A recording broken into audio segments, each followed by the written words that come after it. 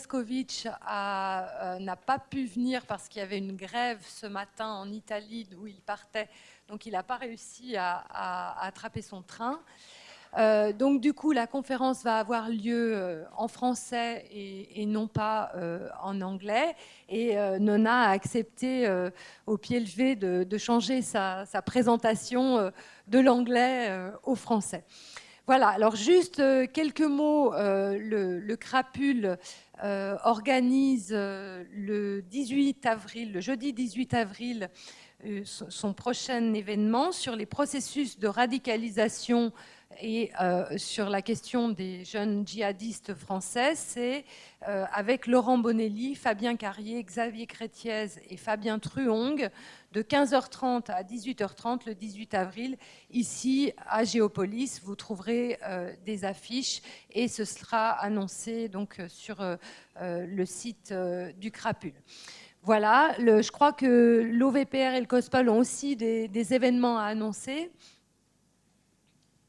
Oui, bonsoir. Alors, l'OVPR, Observatoire de la vie politique régionale, va organiser ce vendredi et samedi un workshop international intitulé Les élites politiques locales, profils et carrières. Vous êtes également invités à participer. Il y aura des spécialistes qui viennent de plusieurs pays européens et aussi du Canada. Et ce workshop est lié à un projet Fonds national dédié à l'évolution des élites politiques en Suisse, dans les villes suisses, depuis les années 40. Merci pour votre attention. Je laisse volontiers la parole. Merci beaucoup.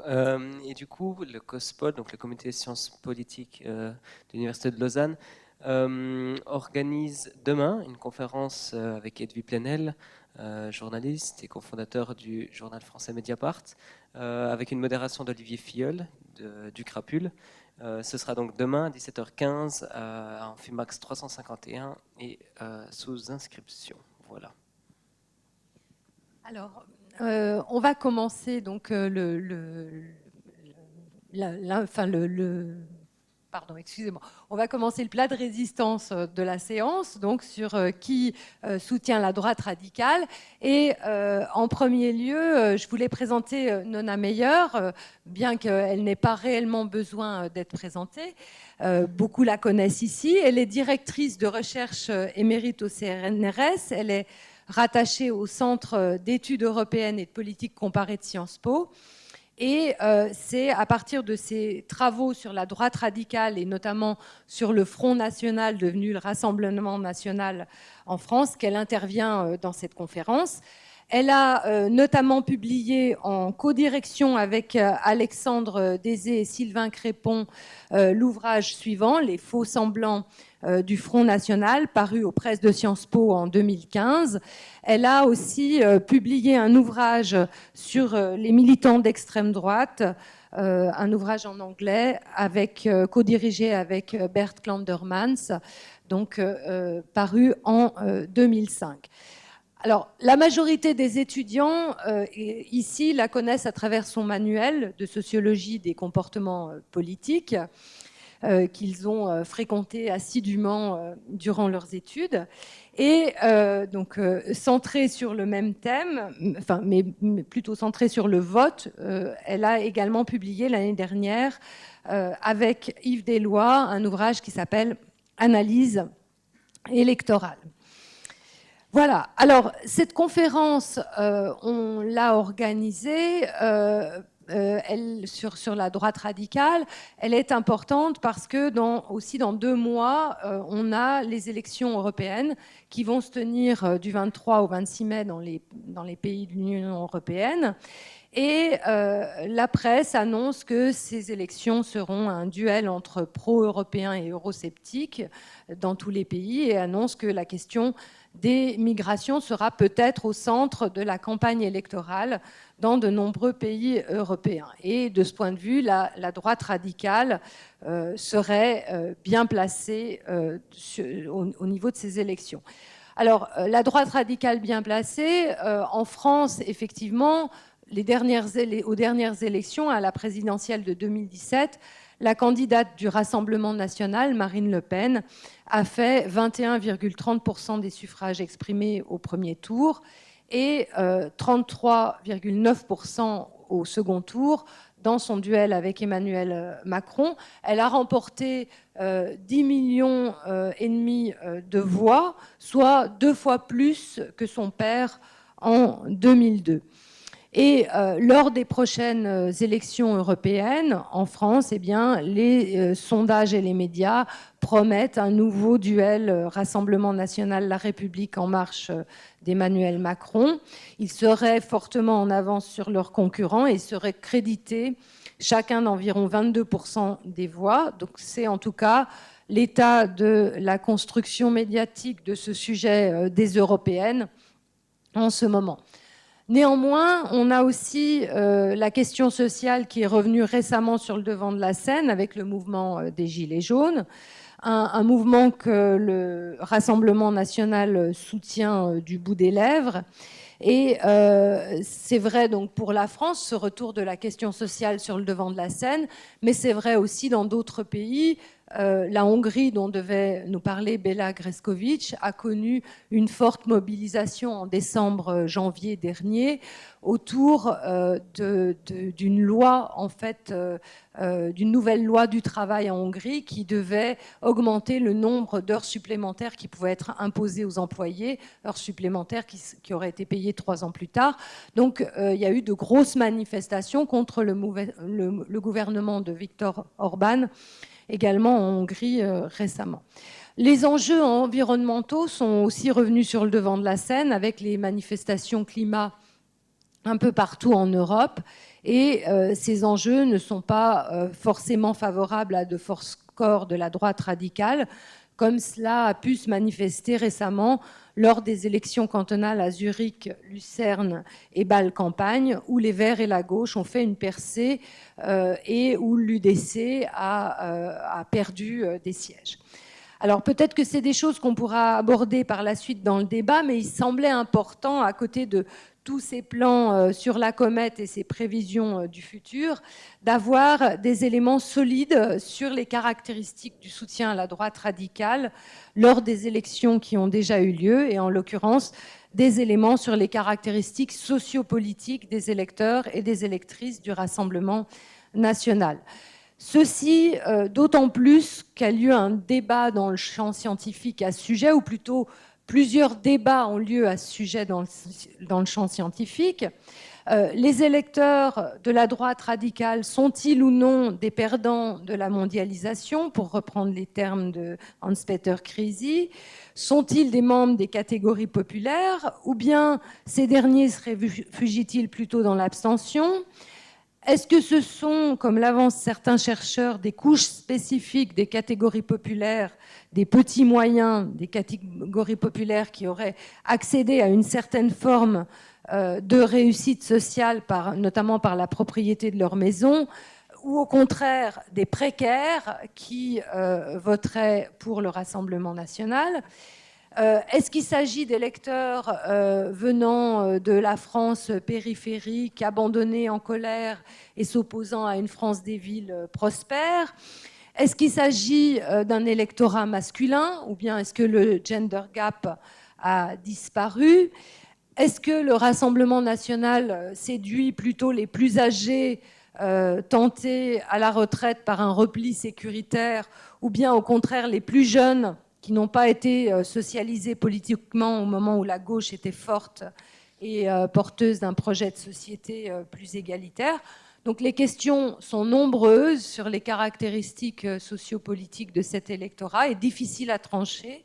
Et c'est pourquoi je cède la parole à Nona Meyer, qui va certainement nous éclairer sur ces questions. Après, voilà, là c'est bien. Merci. Je crois que je vais me mettre là. Ça sera plus simple.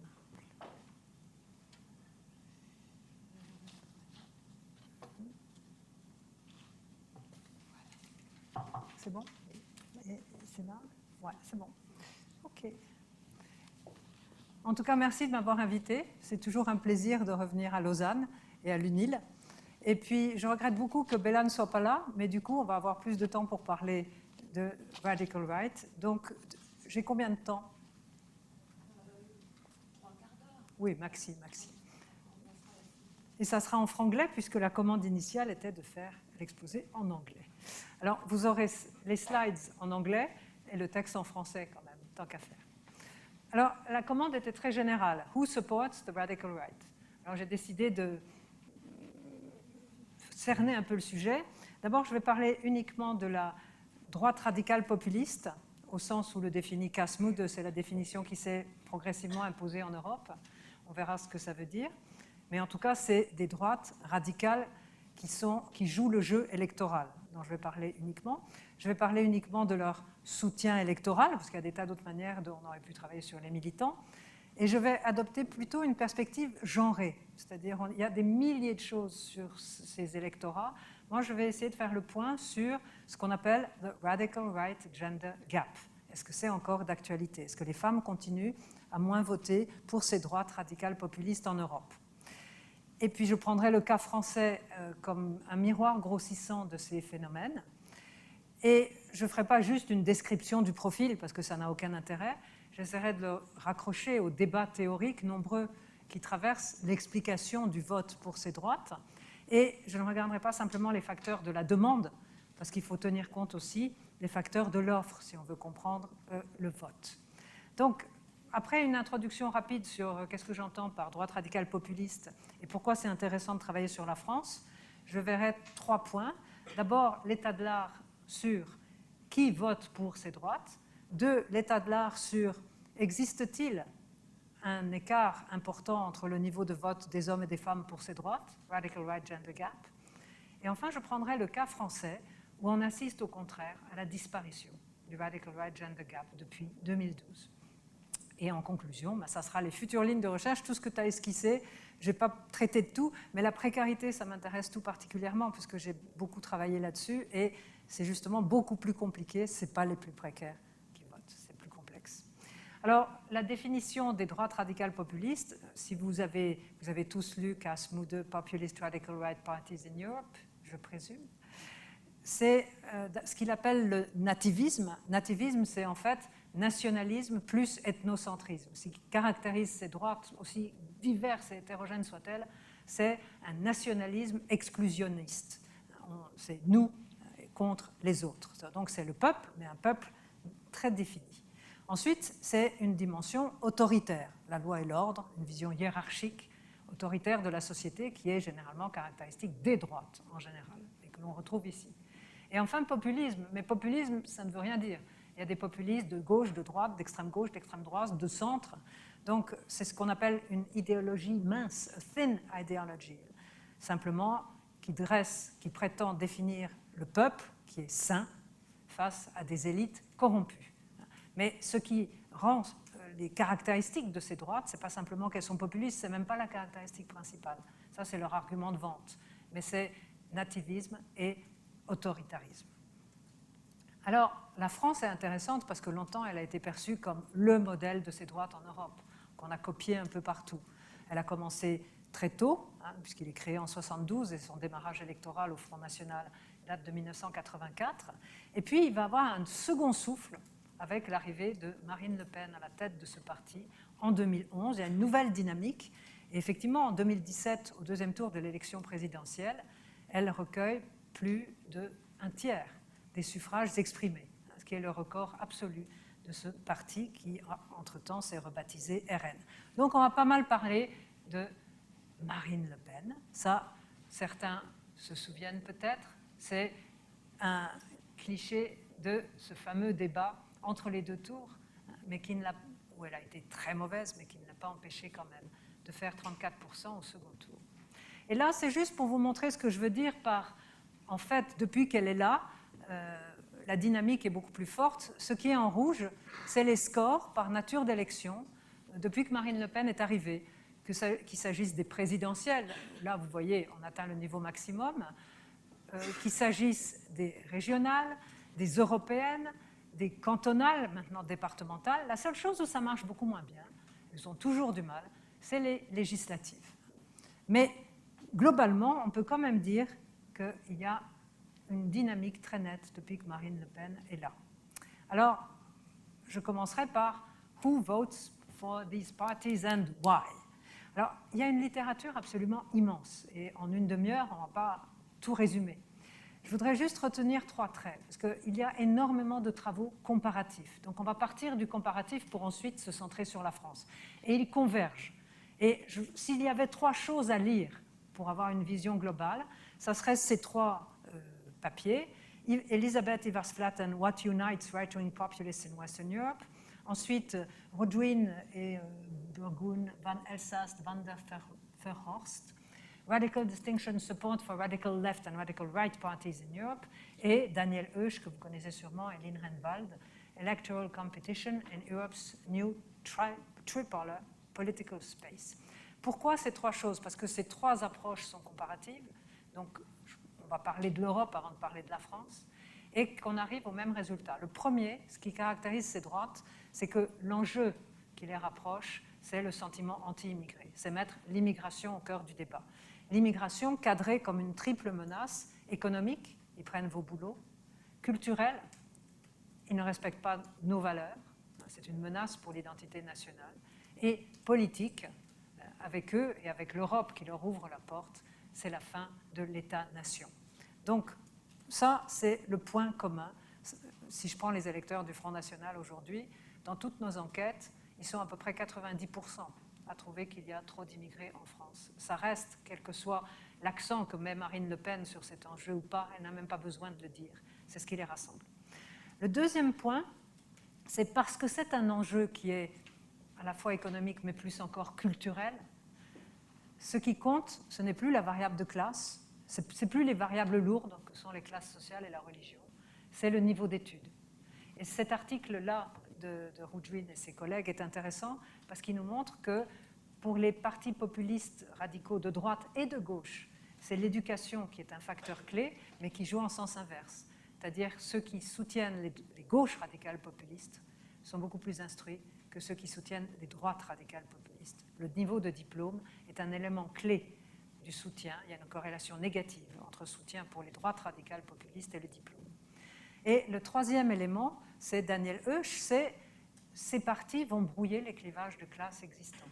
En fait, ceux qu'ils attirent, ces partis, c'est des ennemis de classe. C'est les ouvriers, la production d'un côté, et les petits commerçants artisans, les petits patrons de l'autre.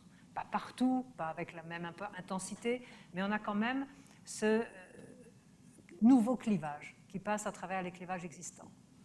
Et même pour la religion, contrairement à ce qu'on dit, ce n'est pas les plus cathos et les plus intégrés qui votent pour ces partis, c'est le ventre mou des catholiques non pratiquants. Donc il y a vraiment autre chose que les variables lourdes que vous connaissez par cœur pour expliquer ces votes.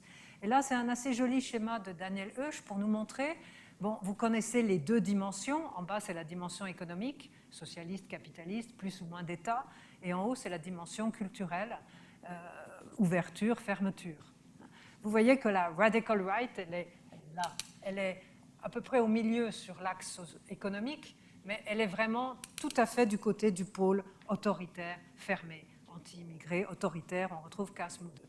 Mais du coup, elle pique des voix à la clientèle ouvrière de la gauche et à la clientèle la plus populaire, les petits patrons, de la droite. Elle est là, et en proportion croissante aussi, justement parce que ce sont des femmes, chez les employés, dans le prolétariat des services. Donc, on ne va pas s'éterniser là-dessus, mais ce qui est intéressant quand on travaille, les moyennes n'ont aucun sens. On fait des très jolis tableaux, c'est très commode, mais il faut vérifier toutes choses égales par ailleurs. Est-ce que c'est un vote ouvrier, une fois qu'on a contrôlé l'âge, le diplôme, l'endroit où on habite, la religion, sinon ça n'a pas de sens. Là, il calcule les probabilités prédites et tient compte du genre, de l'éducation, du lieu de résidence et des attitudes culturelles et du positionnement sur l'échelle gauche-droite et des attitudes économiques. Et là, c'est les probabilités prédites de voter pour la radical right, c'est les ronds là. Vous voyez que les attitudes économiques, elles ne prédisent pas grand-chose.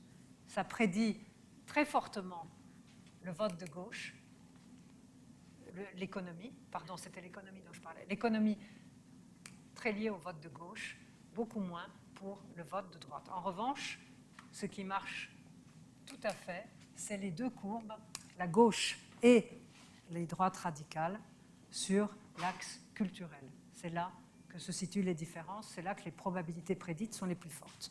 Donc ça, ce n'est pas spécifique à la France. C'est spécifique, là, c'est les enquêtes European Social Survey, c'est de 2002 à 2014, c'est dans 9 pays. Tout ça pour vous donner un contexte de base au départ. Après, on va voir le cas français, parce que le problème de ces grandes enquêtes, c'est qu'on mélange les torchons et les serviettes. Mais ça vous donne quand même quelque chose. Alors maintenant, le Radical Right Gender Gap. Qu'est-ce que j'entends par là? Il y a beaucoup de gender gap. On a d'abord parlé du traditional gender gap, quand les femmes étaient plus réac que les hommes. Pourquoi? Parce qu'elles étaient arrivées plus tard sur la scène électorale, parce qu'elles avaient des rôles sociaux subordonnés, elles n'étaient pas encore entrées en masse sur le marché du travail, elles allaient moins à l'université, elles étaient plus religieuses. Autant de facteurs qui expliquaient qu'au début, elles ont voté moins que les hommes, et ensuite, elles votaient plus conservateurs. Et ensuite, il y a eu le modern gender gap. Là, elles se sont mises à voter autant, sinon plus à gauche que les hommes. Pourquoi? Parce qu'elles sont rentrées sur le marché du travail, parce qu'elles se sont détachées de la pratique religieuse, parce qu'elles sont rentrées à l'université, où elles font maintenant mieux que les hommes. Et elles ont rattrapé leur retard, et c'est ce qu'on a appelé, surtout pour les jeunes, Pippa Norris appelle le Gender Generation Gap. OK, maintenant, le Radical Right Gender Gap, c'est une sociologue américaine, afro-américaine, Terry Givens, qui lance ce terme de Radical Right Gender Gap, parce que là, du coup, c'est différent en Europe et aux États-Unis. En Europe, plus encore que le Modern Gender Gap, c'est le Radical Right Gender Gap qui frappe. Déjà, Hans-Georg Bex l'avait noté en 1992. Déjà, dès le début de cette troisième vague de droite radicale populiste, les femmes votent moins pour ces partis que les hommes. Et il y a une énorme littérature qui avance des tas d'explications qu'on peut tester. La première, c'est des explications socio-culturelles. C'est normal, elles ne font pas les mêmes métiers que les hommes. Les fameux perdants de la mondialisation, ceux qui sont le plus exposés à la concurrence de l'immigration interne et externe, c'est des hommes, parce que c'est les boulots d'ouvriers, de col bleu. Les femmes, elles, seraient dans des boulots plus protégés. La deuxième série d'explications, c'est les facteurs attitudinaux. Les femmes âgées seraient quand même restées plus proches de la religion catholique, donc elles seraient moins réceptives, les plus âgées, elles seraient plus réceptives, au discours universaliste des évangiles. Quant aux jeunes, l'idée de revenir au foyer, la vision catho-tradie que certains de ces partis véhiculent, ne leur plaît pas du tout. Donc, et les vieilles et les jeunes seraient protégés de ce vote. Et puis, il y en a qui insistent sur des facteurs plus profonds, structurels. La socialisation politique des garçons et des filles. Malgré tous les progrès vers l'émancipation des femmes, elles ne sont pas élevées de la même manière. Il reste une certaine aversion à la violence et à l'extrémisme. Et il y a une aura de violence et d'extrémisme et de radicalité autour de ces partis. Elles seraient plus sensibles à ce qu'on appelle social cues and harmony. Donc elles se méfieraient en général des partis qui sont outsiders et qui sont stigmatisés. Elles franchiraient moins volontiers les normes sociales. Ça, c'est des travaux de psychologie. Et puis, elles intérioriseraient plus les normes que les hommes. C'est ce qu'on appelle internal motivation to control prejudice. C'est les travaux de Harteveld et Ivars-Flatten. Le problème, c'est que à l'appui de ces thèses, ce n'est pas toujours très solide. D'abord, beaucoup de travaux se contentent de faire des tris croisés, le vote par genre, ce qui ne veut strictement rien dire. Ça dépend de votre échantillon, ça dépend de tout un tas de choses. Ensuite, ils utilisent des enquêtes non électorales. Et c'est très bien une enquête comme European Social Survey ou les eurobaromètres ou les enquêtes valeurs, mais c'est tout sauf des enquêtes électorales. Elles mélangent des pays qui ont eu des élections nationales à des moments différents du temps. Ça n'a aucun sens. Il faut vraiment une enquête proche de l'élection pour connaître vraiment les intentions de vote ou les remémorations de vote. En plus, quand on contrôle quand même pour toutes les variables que j'ai évoquées plus haut, on voit que dans tous les pays, il n'y a pas de Radical Right Gender Gap. Un des travaux les plus intéressants, c'est celui de Imerzel et de ses collègues. Dans 7 sur 12 des pays étudiés, il y a un Radical Right Gender Gap, mais dans les autres, non. Enfin, ça dépend.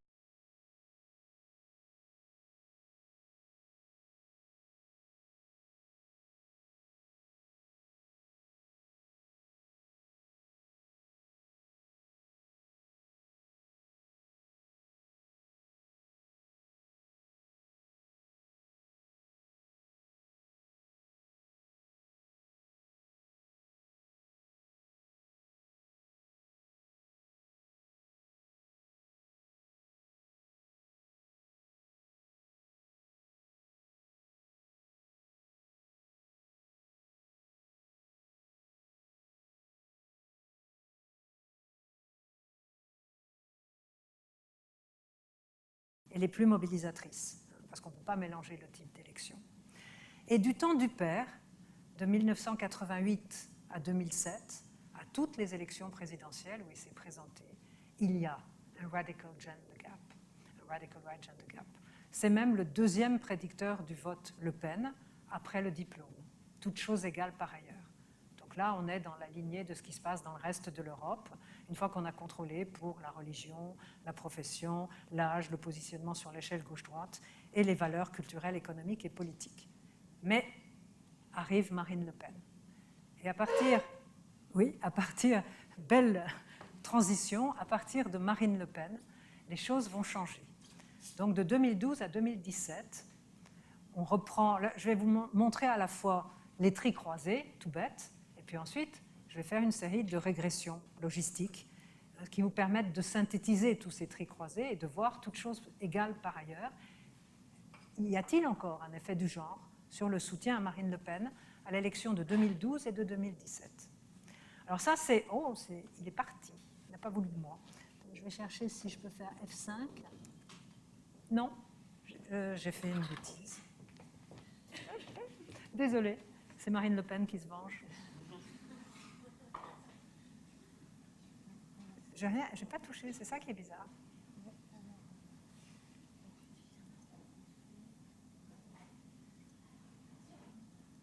Strange.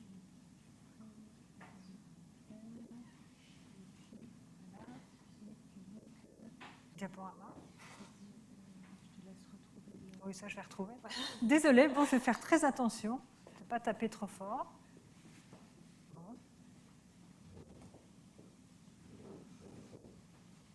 Voilà. Gender gap. J'ose à peine appuyer sur les touches. OK. Voilà. Donc là, c'est des tris croisés tout bêtes. C'est le vote Le Pen à toutes les élections présidentielles, y compris les 2 tours de...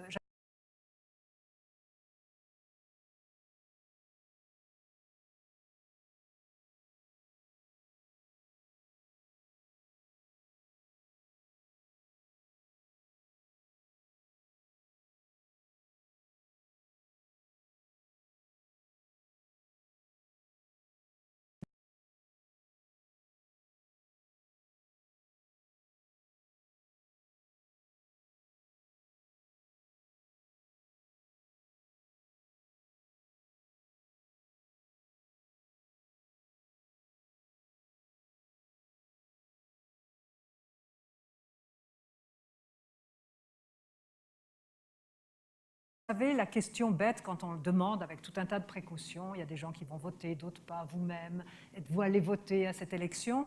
Bon, si on regarde le taux de participation au premier tour, les femmes, c'est 3 points de plus au premier et au deuxième tour.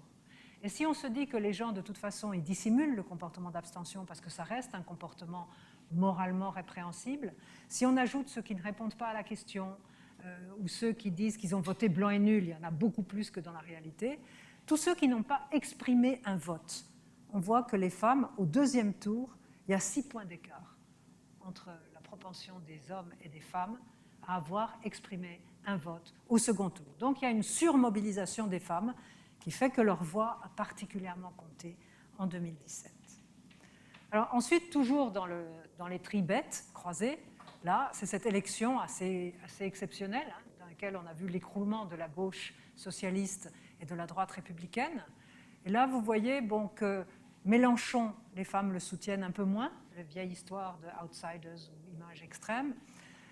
Hamon, le candidat socialiste, un peu plus. Ensuite, vous voyez surtout qu'il y a un écart Fillon moins, Le Pen un peu plus, voilà à peu près, mais tout ça ne veut pas dire grand-chose. Maintenant, essayons de contrôler par... Il y a 2 choses qu'il faut faire pour aller plus loin. D'abord, contrôler avec les variables sociodémographiques et les variables attitudinales. La deuxième chose, la plupart des travaux travaillent sur les exprimés, uniquement sur les personnes qui expriment un vote. Et ils ne tiennent pas compte du non-vote. Or, le non-vote est un choix en soi.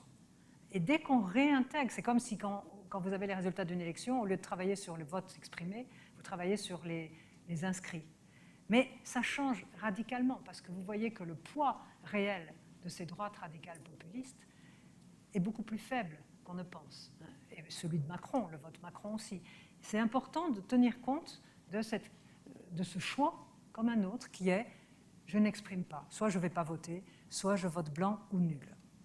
Et qu'est-ce que ça nous donne? Bon, ne regardez surtout pas, c'est juste pour vous dire qu'on a fait une analyse de régression multinomiale pour les 2 tours, avec d'abord les variables sociodémographiques, ensuite les variables sociodémographiques auxquelles j'ai ajouté les attitudes. Et là, c'est en faisant du non-vote un choix à part entière. Donc là, je vous montre juste le 2e tour, le vote pour Macron, Le Pen, ou pas de vote du tout. Vous voyez la ligne qui est très claire, la women. Vous voyez que women comparé aux hommes, en prenant les hommes comme variable de référence, les femmes ont plus voté que les hommes, puisqu'il y a une corrélation négative entre le choix pour le non-vote et le genre. Mais au niveau du vote pour Marine Le Pen, ce n'est pas significatif.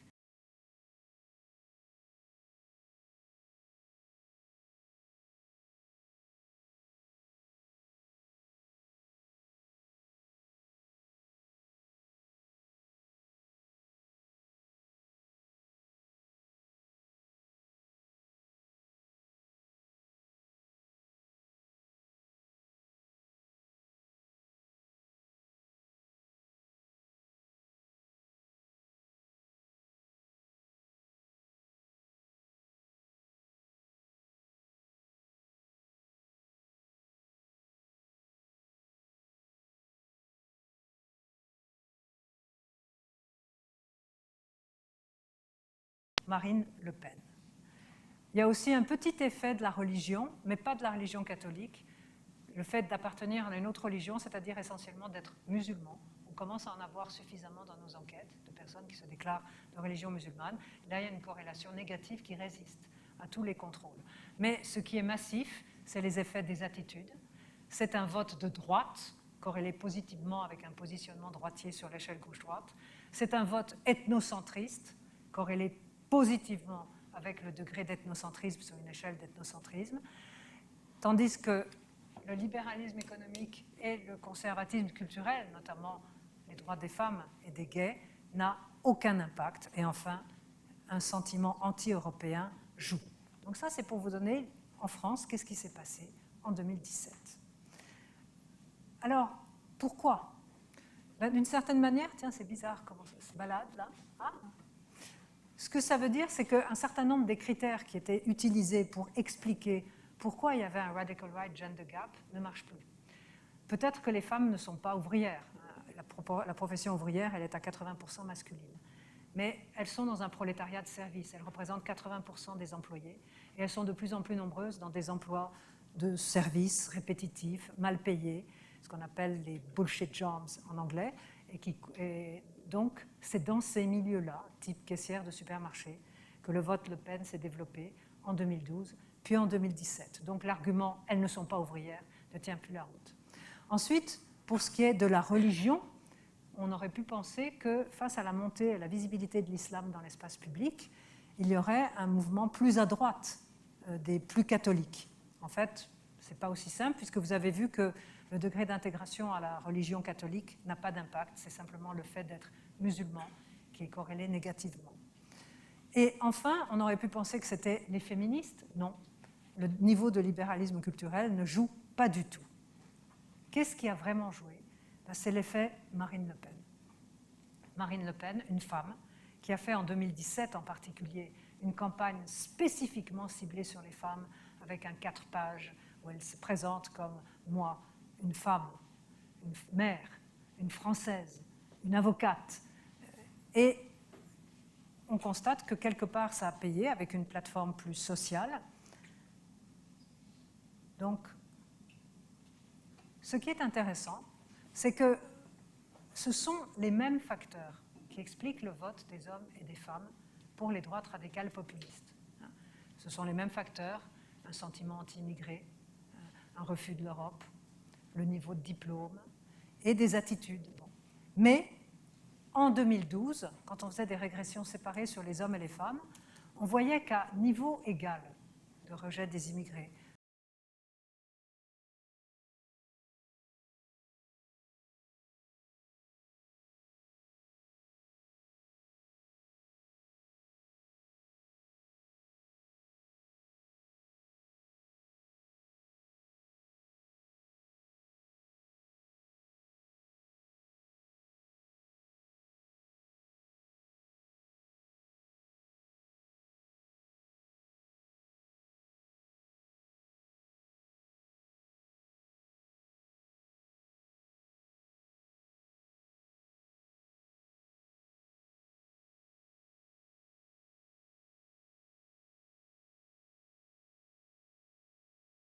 2017, et Anja Durovic travaille sur la participation politique et les effets de génération et de genre.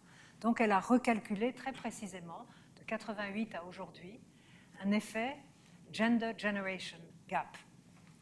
Et ça nous montre quelque chose que les grosses mailles de la régression logistique n'attrapent pas, qui est un effet spécifique du vote Marine Le Pen chez les jeunes femmes. Vous regardez la dernière colonne, 2017, les femmes qui ont entre 18 et 26 ans, et en bas, c'est les garçons, les hommes du même âge. Vous voyez que là, l'écart est absolument colossal. Les jeunes femmes de 18-26 ans ont voté à 32% pour Marine Le Pen contre 25% des hommes. Pourquoi? Parce qu'elles sont arrivées à l'âge de voter pour le premier vote. Elles n'ont connu rien d'autre du Front National que le Front National de Marine Le Pen. Et elles ont commencé à voter pour ce parti avec l'image de la dédiabolisation. Alors on ne sait pas si ça va durer, mais là, il y a quand même un très bel effet de 32 à 25 au premier tour. Donc, l'effet Gender Generation Gap est capital. Alors, il faut bien voir que c'est une optique aussi un petit peu restrictive que de travailler sur les gaps, les Radical Right Gender Gap. Il faut prendre en compte l'ensemble des variables. Ça n'a pas de sens de se focaliser uniquement là-dessus. Et il faut voir que c'est peut-être qu'il reviendra, le Radical Right Gender Gap. D'abord, ça dépend des évolutions internes au Front National. Est-ce qu'un jour, ça ne sera pas Marion Maréchal Le Pen, cette autre personne, qui incarne une autre sensibilité au sein du parti? Est-ce que ça changerait les choses? Je ne sais pas, mais elle est plus conservatrice sur le plan de la morale. Elle incarne moins sociale, moins anti-européenne. Ça risque de modifier l'équation. Ensuite, il y a comment vont évoluer les autres partis après le tremblement de terre Macron. On ne sait pas trop. Il y a un mouvement en cours de remobilisation du côté de la droite catholique traditionnaliste. On ne sait pas si ça ne va pas aussi porter des effets. Il y a une image de plus en plus négative de l'islam. Enfin, ça monte et ça descend. Elle n'est pas de plus en plus négative, mais après chaque attentat qui pourrait jouer, de nouveau changer les lignes. Et puis, parce que les femmes se montrant plus sensibles aux effets.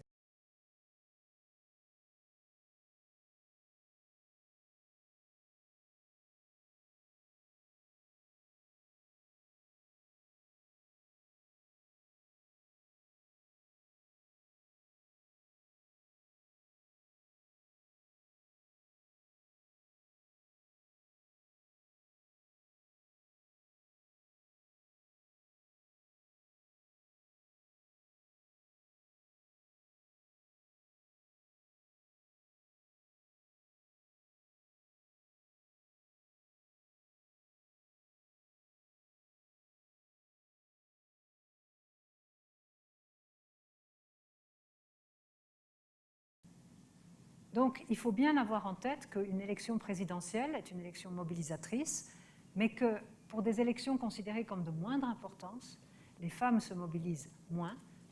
On retrouve là leur retard, leur moindre mobilisation politique en général que les hommes.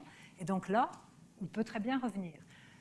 Si on regarde pour les élections européennes, et je vais terminer sur les élections européennes, tous les sondages nous montrent un retour du Radical Right Gender Gap avec un écart massif entre le taux de participation des hommes et des femmes, où cette fois-ci, les femmes sont à 10 points d'écart des hommes derrière. Autrement dit, le Radical Right Gender Gap, ce n'est pas en général. Ça dépend du pays, ça dépend de l'élection, ça dépend de l'offre politique. Il ne faut pas essentialiser le Radical Right Gender Gap. Et pour terminer, on pourrait peut-être regarder ce qui va se passer aux européennes. Ça, c'était un sondage qui était fait en janvier de cette année. Donc, on demandait l'intérêt politique. Vous voyez, selon qu'on est un homme ou une femme, pas vraiment intéressé, 24% des hommes, 38% des femmes. Très intéressé, 27% des hommes, 12% des femmes. Le total des intéressés, 62 chez les hommes, 46 chez les femmes. L'écart est massif. C'est exactement l'inverse de ce que je vous ai montré pour l'élection présidentielle. Autrement dit, les femmes se mobilisent quand l'élection est vraiment importante. Sinon, ça ne fait pas partie de leurs préoccupations prioritaire quand je prends en groupe. C'est pareil d'ailleurs pour les jeunes, hein, pas du tout intéressés. Vous voyez que c'est les vieux de 65 ans et plus qui vont décider de l'élection. Eux se disent très intéressés à 60%. Chez les 18-24, on est à 41%. Donc une élection, ça se gagne ou ça se perd selon le degré de mobilisation des différentes forces politiques. Ça, c'est la première chose. Maintenant, ça, c'est février, on se rapproche. C'est ceux qui disent qu'ils sont certains d'aller voter. Alors, c'est un homme, 44%, une femme, 38%. Les jeunes, 25%, les plus de 35, 43%. Et c'est beaucoup plus fort chez les plus de 65 ans. Enfin, regardons les intentions de vote. Extrême gauche, Parti communiste, bon, on ne va pas les regarder tous, mais comme le rappelait Cécile tout à l'heure, vous voyez que le vote pour LRM et pour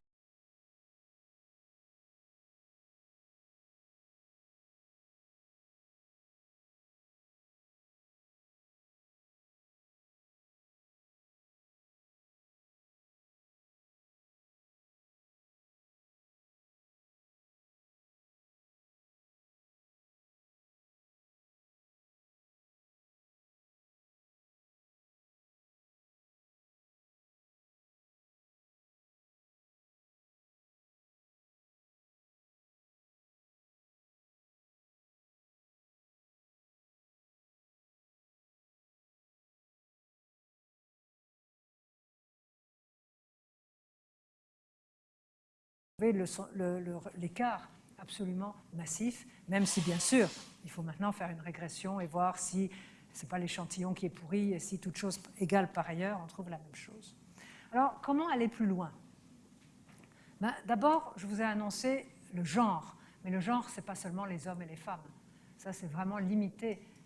L'impact du genre, c'est beaucoup plus. Il faudrait tenir compte aussi de la sexualité, il y a ce qu'on appelle le sexuality gap, et des identités de genre. Donc ça va beaucoup plus loin que juste opposer le vote des hommes et le vote des femmes. Ça serait la première chose.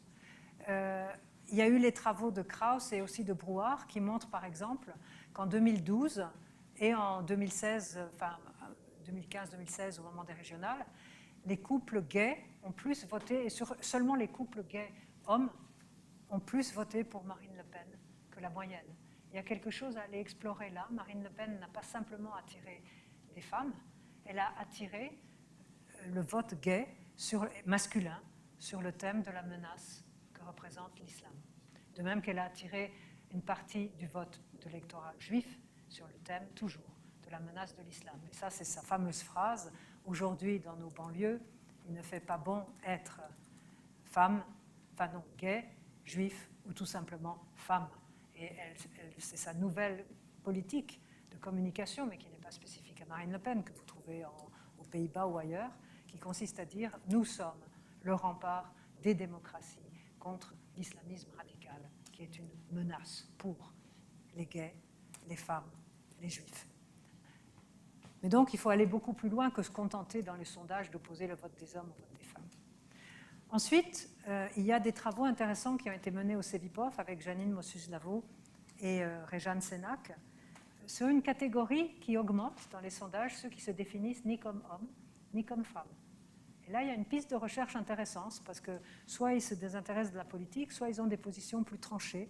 Donc, ça serait intéressant progressivement de mettre cette question dans nos sondages, et pas se contenter des hommes et des femmes. Mais la piste de très loin la plus intéressante est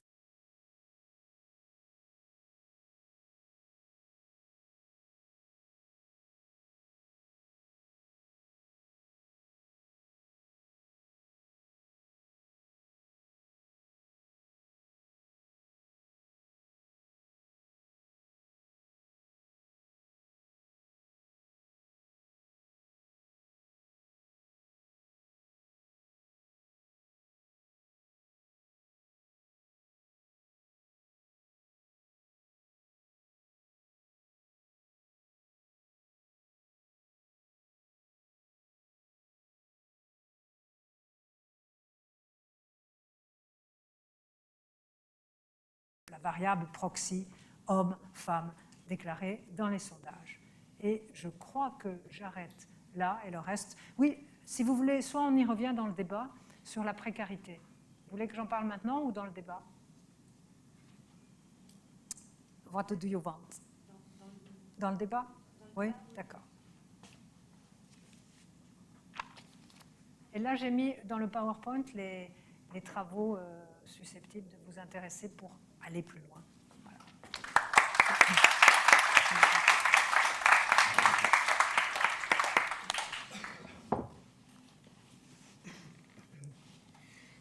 Très bien, merci beaucoup pour cet intéressant et clair exposé que tu nous as donné. Et je te remercie beaucoup, on te remercie beaucoup pour cette intervention. J'ai 2 ou 3 questions qui me viennent à l'esprit en t'écoutant et en lisant, ayant lu le texte que tu nous as fourni comme texte préparatoire. La première question concerne le rapport entre offre et demande. En fait, ton analyse est basée sur les attitudes, les comportements, les caractéristiques des votants. En même temps, tu mentionnes le fait que le rôle de la nouvelle leader du parti, Marine Le Pen, a été essentiel, crucial pour comprendre, disons, l'évolution du gender gap. Alors, je me suis demandé un petit peu comment si tu peux revenir là-dessus, c'est-à-dire mieux expliquer en fait ce que fait elle. Oups. Non, c'est bon. C'est bon. Oui, ce qu'a fait Marine Le Pen pour essayer en quelque sorte d'attirer cet électorat féminin, si on peut dire comme ça. Alors la question évidemment est-ce que c'était un discours? Est-ce que c'était l'écart entre ce discours et le discours des autres partis ou des autres leaders? Est-ce que c'est le fait qu'elle était une femme tandis que les autres partis avaient des leaders, disons les principaux partis, disons les plus importants, avaient des leaders hommes? Est-ce que c'était son corps? Là, je me refais aux études de Paula Diehl de l'Université de Berlin, qui travaille sur le corps en politique, et notamment le corps dans les partis populaires, comment les leaders populistes utilisent le corps, la gesticulation, la façon de se présenter, étant donné qu'aujourd'hui, la plupart de représentations des leaders passent par les médias, par la construction et l'image. Et donc, il y a la question de la façon de se présenter.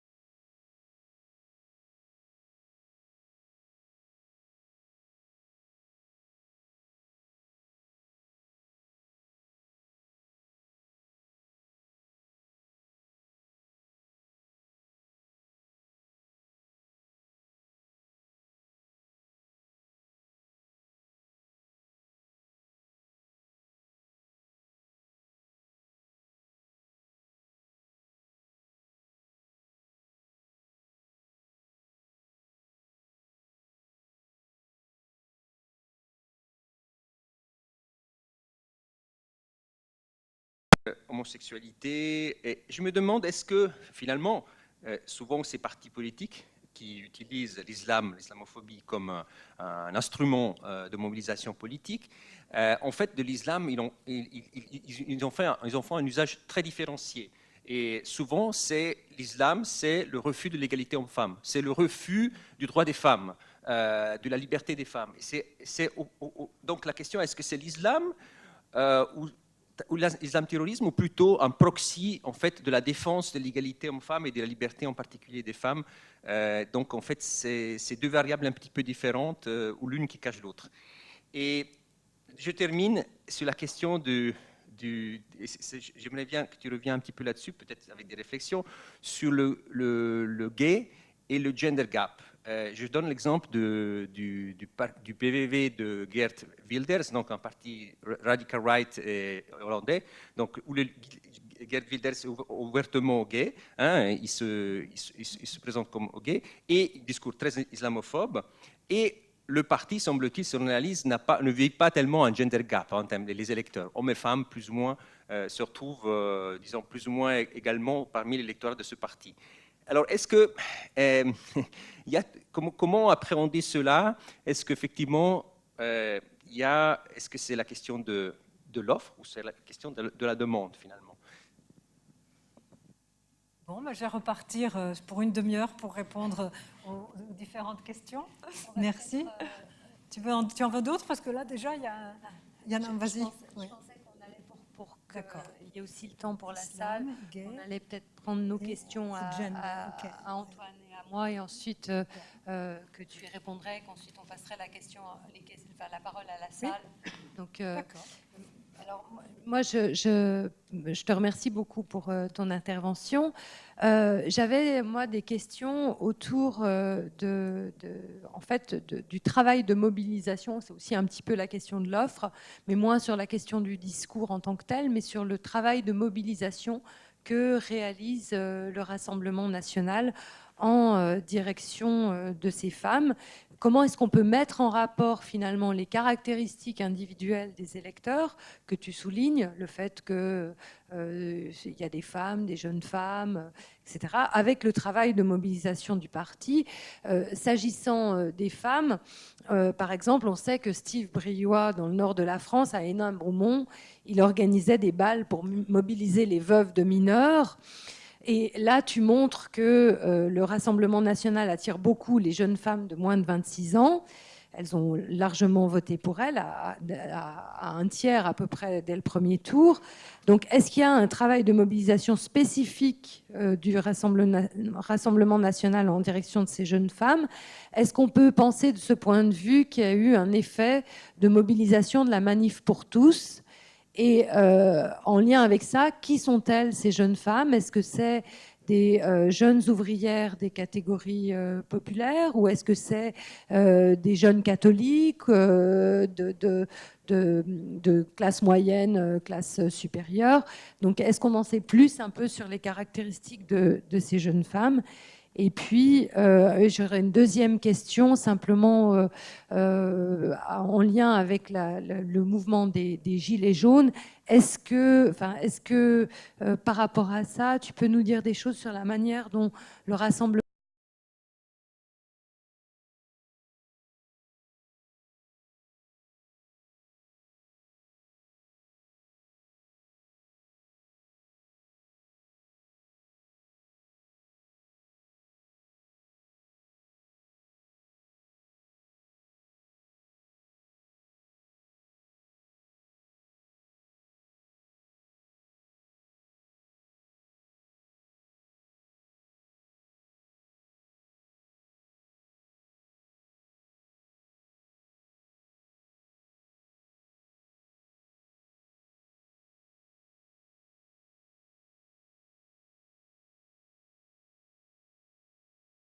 Et j'en pose une petite dernière, comme ça on aura aussi le temps d'échanger avec la salle.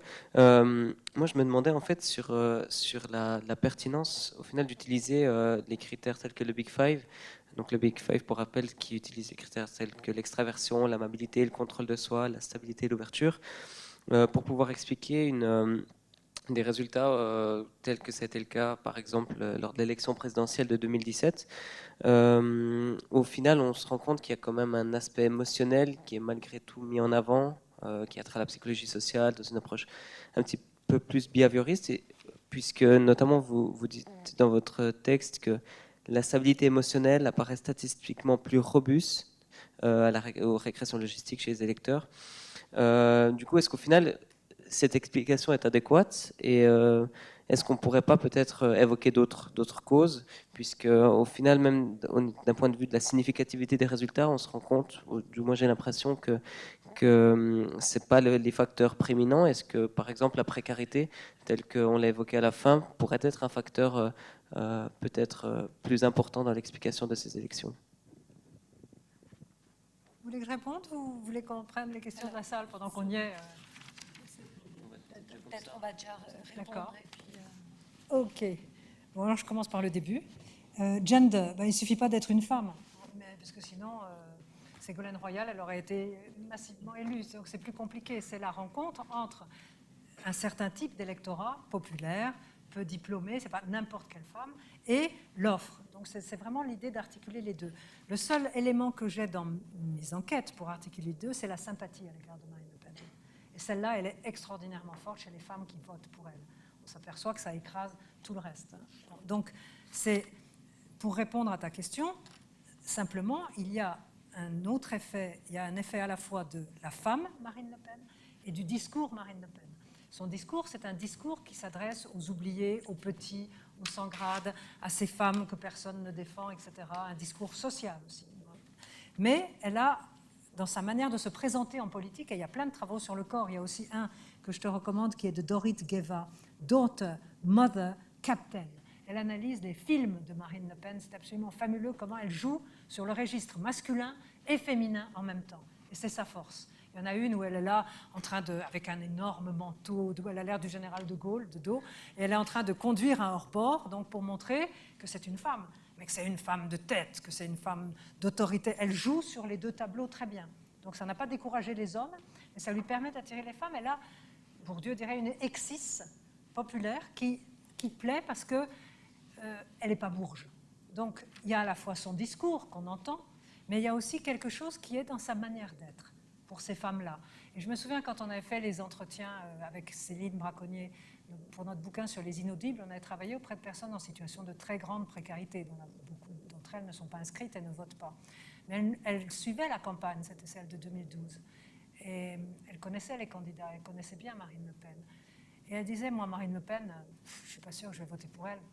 Mais quand même, Marine Le Pen, au moins quand elle parle, on comprend ce qu'elle dit, elle. Donc il y avait dans son langage, et ça c'est le côté populiste de Marine Le Pen, quelque chose qui marchait. Et vous me direz, et Mélenchon?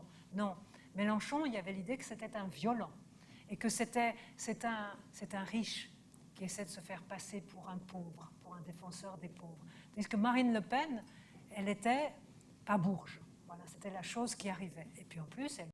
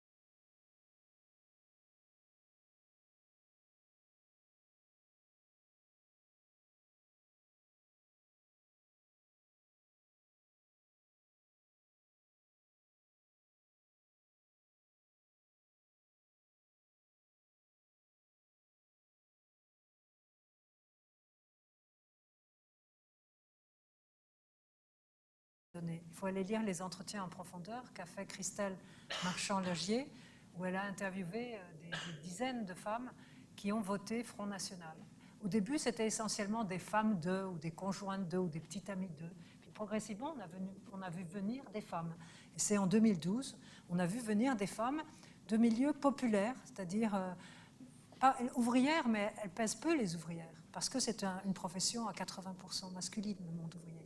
C'est vraiment, en 2012, ce qui a fait le basculement, c'est des femmes employées de commerce, employées dans les services, non reconnues, et qui étaient également dans le schéma de Heusch, sont au milieu, entre la gauche et la droite. Il y a une partie des employés qui votent à gauche et une partie qui vote à droite.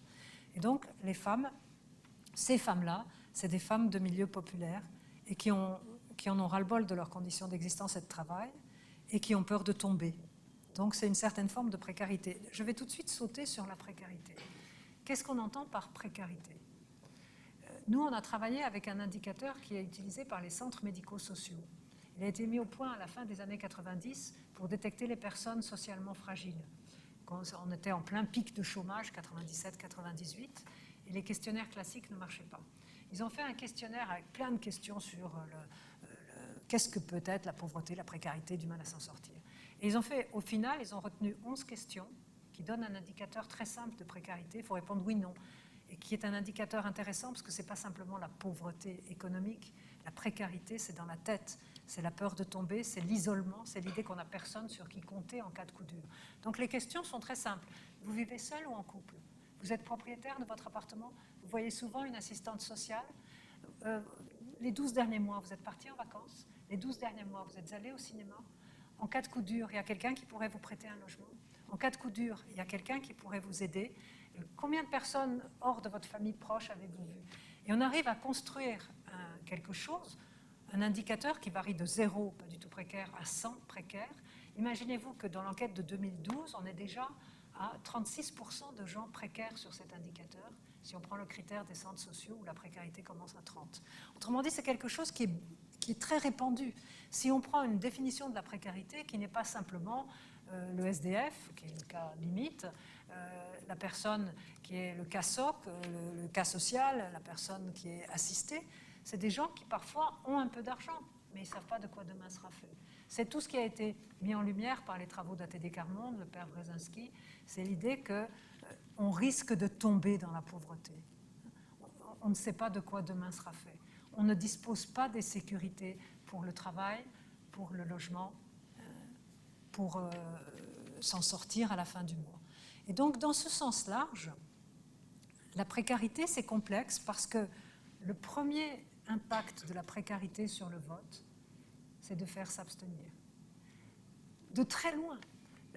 Si on prend par exemple en 2017, j'ai utilisé mon indicateur de précarité, ça me donnait 39% de précaires, mais je ne l'utilise pas comme ça, je l'utilise comme un indicateur métrique en quintile, on va de 0 à 100, on divise en 5 du moins précaire au plus précaire. Et dans le dernier quintile de précarité,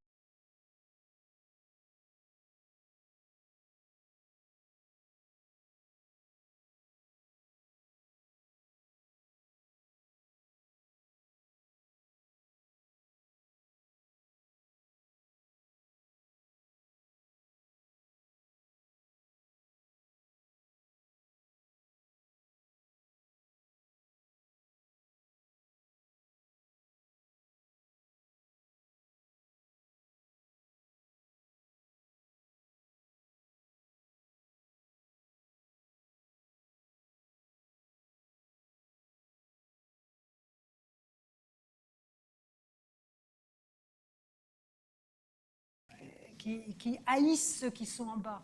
Et comment il s'appelle le grand sociologue des ouvriers, dont il m'échappe à revenir, Olivier Schwartz, dit qu'au fond, ils ont une vision, un strabisme social.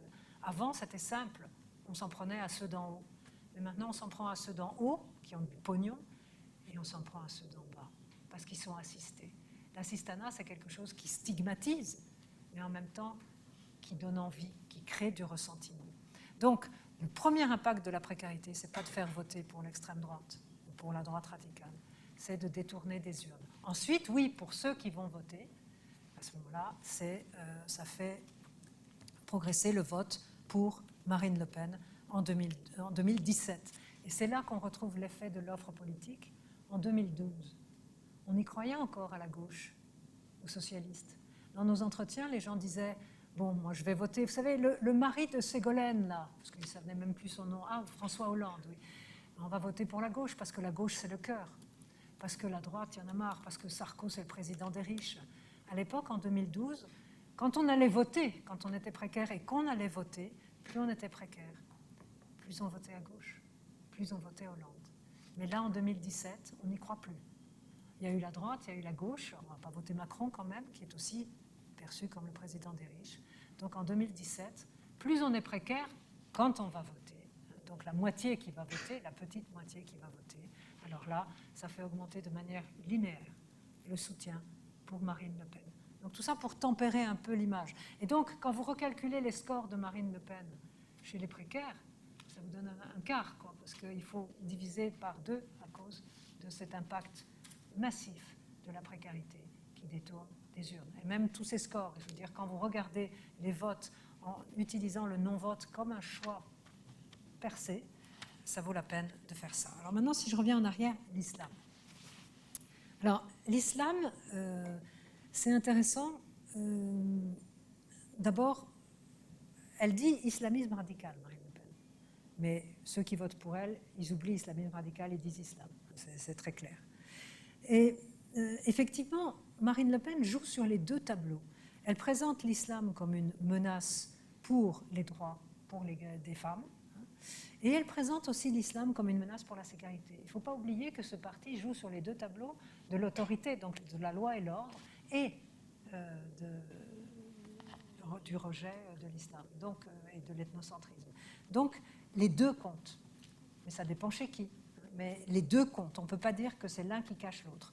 En revanche, il est absolument évident que c'est comme pour la laïcité, elle défend aussi la laïcité. Il y a 10 ans, il ne s'intéressait pas du tout à la laïcité. Maintenant, dans nos enquêtes pour la Commission nationale consultative des droits de l'homme, la droite, les cathos et les électeurs de Marine Le Pen, ils disent très bien la laïcité. Ce n'est pas n'importe quelle laïcité, c'est une catho-laïcité. C'est une laïcité dirigée contre l'islam. Et en fait, on a voulu tester le niveau d'islamophobie, au sens tout bête d'aversion à l'islam. On a un indicateur d'aversion aux pratiques de l'islam. Est-ce que c'est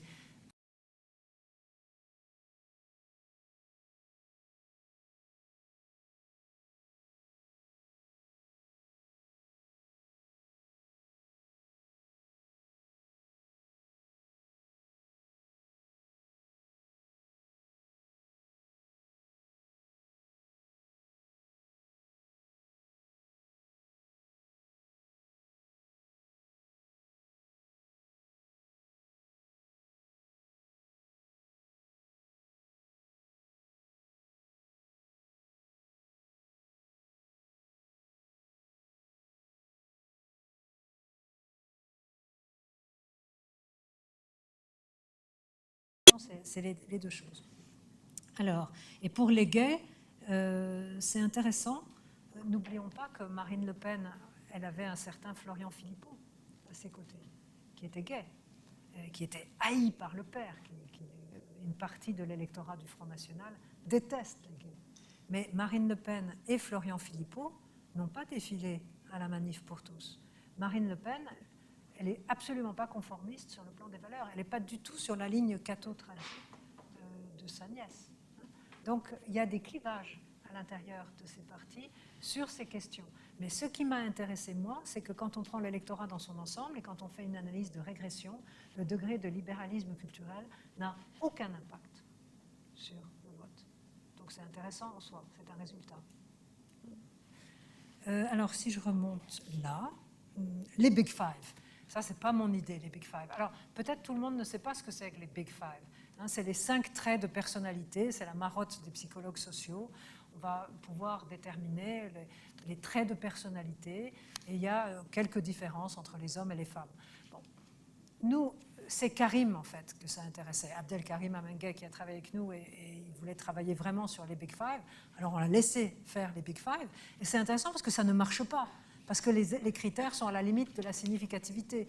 En revanche, les émotions, ça marche beaucoup plus. Et là, je vous renvoie aux travaux. C'était déjà, il fallait le prouver. Ce n'est pas la personnalité qui commande les votes. Ça peut jouer l'autoritarisme dans certains cas, mais ça ne marche pas de la même manière chez les hommes et chez les femmes. Et c'est rien du tout une fois qu'on introduit nos autres attitudes. En revanche, il y a des travaux qui ont été faits par notamment George Marcus sur les émotions en politique, avec le progrès des sciences cognitives et l'idée que les émotions sont très importantes en politique. Et Marcus a montré que, contrairement à ce qu'on pourrait penser, il y a les émotions cardinales, c'est peur, enthousiasme et colère. Il y a aussi le dégoût, mais c'est moins développé. Quand tout va bien, on a tendance à voter en politique comme on vote d'habitude.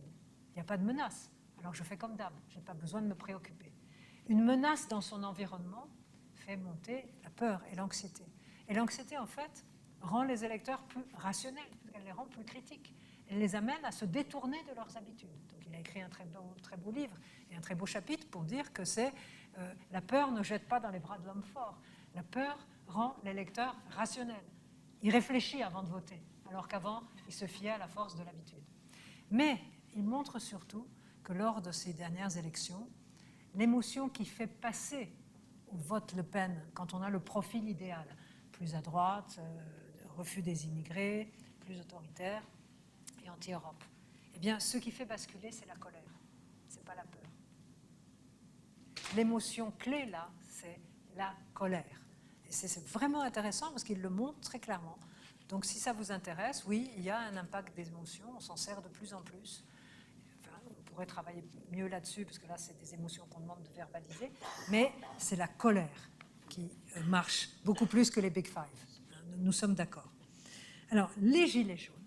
Évidemment, pour Marine Le Pen, au début, elle a cru que c'était pain béni, parce que le discours de Marine Le Pen, c'est de dire « moi, je défends les oubliés, les laissés pour compte, les petits qu'on oublie, ceux de ces territoires oubliés de la République, où les commerces sont fermés, où les services publics ferment, où il n'y a plus de commerce de proximité. » Et il y a un impact, ce n'est pas la distance kilométrique des grands centres, c'est le fait, Fourquet a fait une très bonne étude là-dessus, Jérôme, c'est le fait d'être loin des commerces et loin des services publics. Et donc, elle a joué sur cette colère.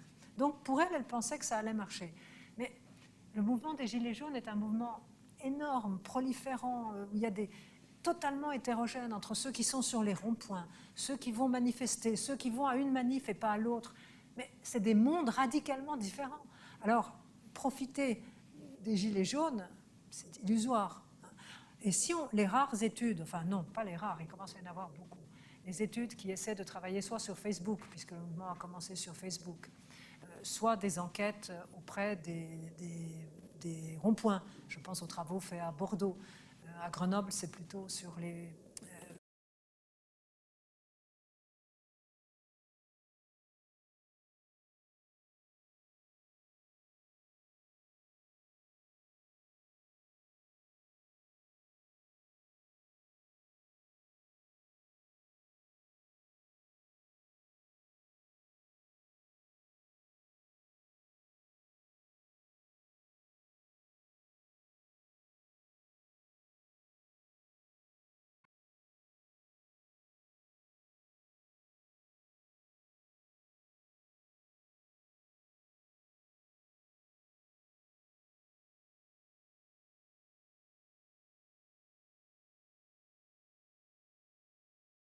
Les gens qui vont aux manifs, parce que là, les extrêmes de tous bords en profitent, et des gens qui n'ont rien à voir avec le mouvement. Mais en tout cas, la grande majorité est plutôt sur une ligne rejet de tous les politiques, une ligne hyper populiste. Et elle a eu l'intelligence de ne pas trop en faire, c'est-à-dire en attendant qu'ils viennent à elle. Et surtout, ce que Marine Le Pen va récupérer, c'est tous ceux qui exaspèrent les violences qui arrivent dans les manifs des Gilets jaunes. C'est là qu'elle va jouer, Marine Le Pen. Ceux qui trouvent que ce sont dangereux, que l'ordre, la République est mise en cause, c'est là-dessus qu'elle compte récupérer des voix. C'est un effet indirect des Gilets jaunes qui va favoriser Marine Le Pen. Alors, je remonte sur mes gribouillis. Trop content. Je pense que j'arrive aux jeunes femmes, 26 ans, sans diplôme. Ben, j'y ai répondu. Ben, je crois que j'ai répondu à tout, non? Ou est-ce que... Je pense qu'on va passer la parole à la... Alors, on va prendre les questions du public. Quelqu'un?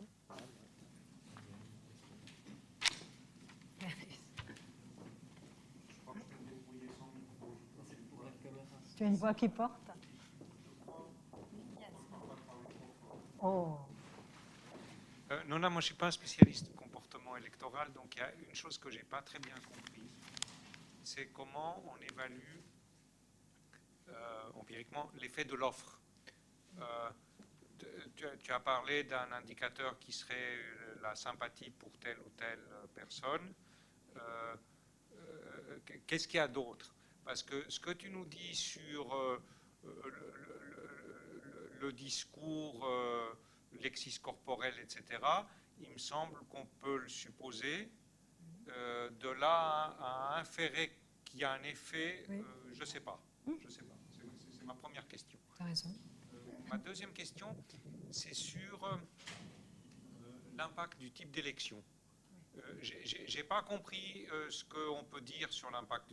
Enfin, si, j'ai compris qu'on peut dire que si les élections sont perçues comme importantes, les femmes se mobilisent davantage. Et votent plus Le Pen. Et elles votent plus Le Pen. Ouais. Alors justement, tu disais oui. En France. Oui. En France, voilà. Alors je me demande si la France n'est pas un peu un most likely case. Tu comprends? Parce que l'élection la plus importante est l'élection présidentielle, dans laquelle la personnalisation est la plus forte. Et en plus, parce que la France est un système présidentiel, les partis sont Oui. fortement présidentialisés. Donc est-ce qu'on aurait ce même type d'effet dans un autre pays dans lequel l'élection la plus importante est l'élection législative, par exemple? Tu veux que je réponde tout de suite ou on attend d'autres questions, Madame la Présidente? On va peut-être voir s'il y a encore une ou deux questions qu'on peut prendre à la suite. Non, vous avez asséché toutes les questions que vous avez posées. Merci pour la très bonne conférence. J'avais une question. Dans le programme du Front National en 2017, il y avait dans son programme économique des mesures qui sont plutôt marquées à gauche économiquement. Je pense au maintien des 35 heures, à la réindustrialisation, à l'âge de la retraite à 60 ans. J'aurais voulu savoir dans quelle mesure ce programme séduisait un certain électorat. Merci. Je réponds? Il y en a encore une dernière. Oui, alors je ne sais pas vraiment si vous pourrez y répondre tout de suite parce que je ne sais pas vraiment le nombre d'études qu'il y a eu sur le sujet déjà. Mais mardi dernier, j'ai vu Marine Le Pen faire un discours pour les européennes étrangement très axé sur l'écologie. Donc ma question, est-ce que c'est un enjeu qui est susceptible de toucher plus de personnes que ceux appartenant au groupe du Green Alternative Liberal?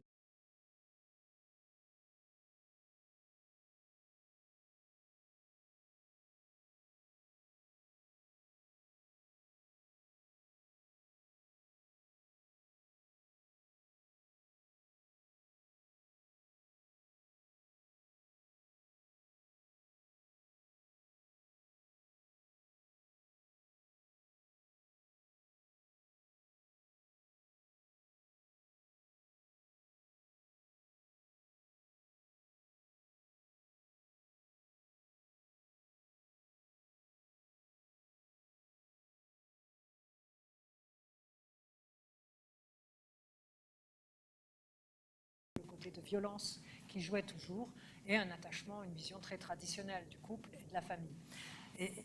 Et c'est un petit peu parce que c'est ce qu'il y a en plus, Marine Le Pen.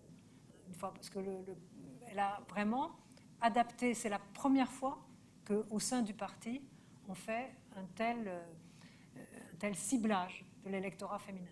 Mais tu as raison, il faut aller à ce moment-là, travailler plus, et là, ça vaut la peine d'aller lire Christelle Marchand-Lagier.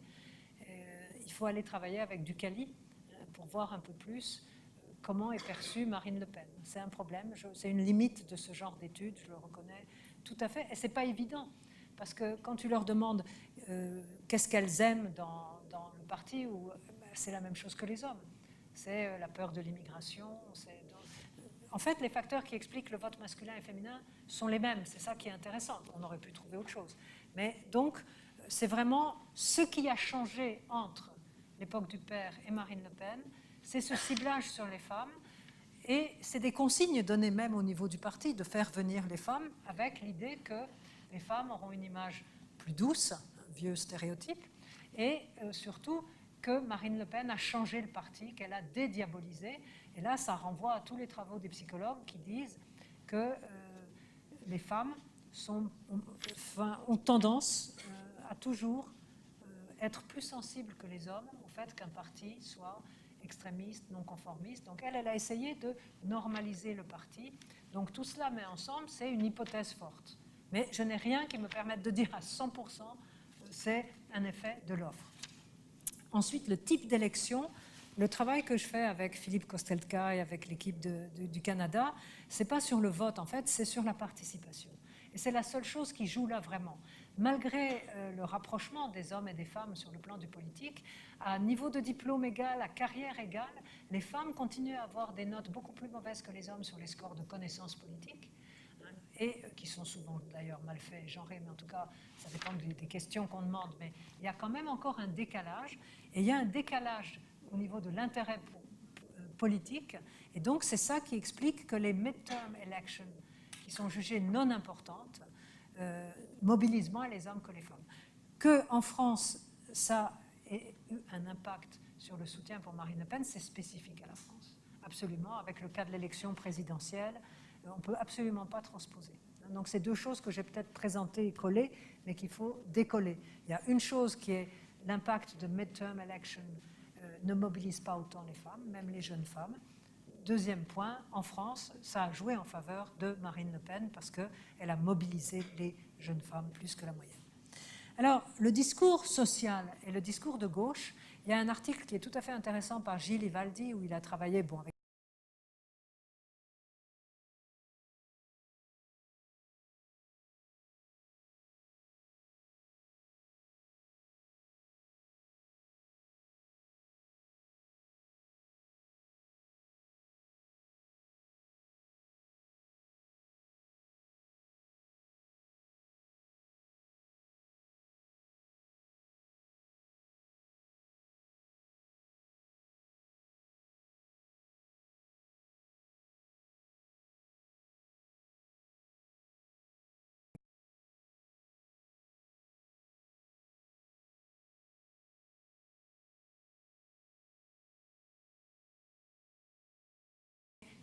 c'est pas elle qui a inventé le discours social.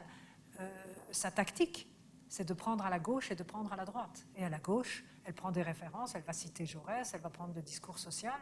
Mais quand vous regardez au niveau des motivations, ce qui fait le clic, ce qui fait la différence, c'est pas le discours social, c'est l'immigration. C'est ça qui joue plus que tout le reste. Donc il ne faut pas non plus exagérer, c'est important. Les ouvriers qui votent Marine Le Pen, ils sont sur les enjeux sociaux comme les autres ouvriers qui ne votent pas Marine Le Pen, mais ce qui les distingue des autres ouvriers, c'est leur rejet des immigrés et de l'Europe. Mais ça a commencé beaucoup plus tôt, le discours social. Enfin, l'écologie, elle regarde les sondages, elle voit que dans les derniers sondages, en tête des préoccupations, je ne sais pas si vous avez vu les tout derniers, c'est le réchauffement climatique. Donc elle se place. Sinon, il existe une tradition d'écologie de droite, deep écologie au nom de la défense de la nature, de la conservatisme, il ne faut pas bousculer la nature, etc. Mais je ne sais pas combien de temps ça va durer. Elle a simplement senti que c'était un sujet dans l'air du temps. Mais quand vous regardez le classement par ses propres électeurs, l'écologie, ça vient loin derrière.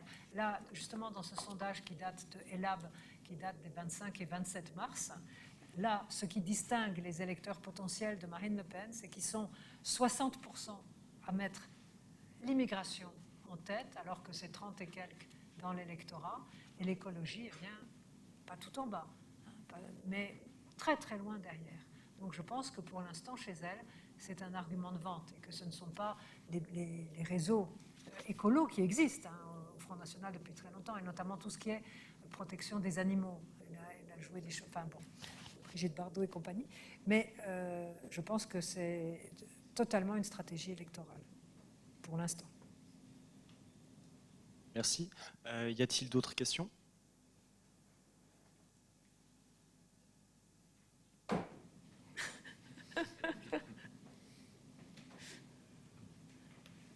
va arrêter peut-être.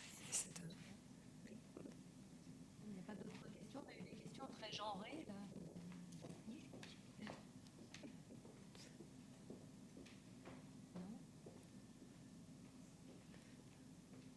Un grand silence. Bon, il faut arrêter peut-être. Il faut arrêter s'il n'y a plus de questions, il me semble. Bon, du coup, je pense qu'on va s'arrêter là. Il reste toujours un moyen plus informel de discuter et de poser aussi les questions qui viendront par la suite, juste à l'extérieur avec un petit verre. Merci infiniment, Nona Meyer, d'être venue. Merci aussi à Oscar Manzoni, à Cécile Péchu pour l'organisation de cette conférence. Et on vous souhaite une excellente soirée.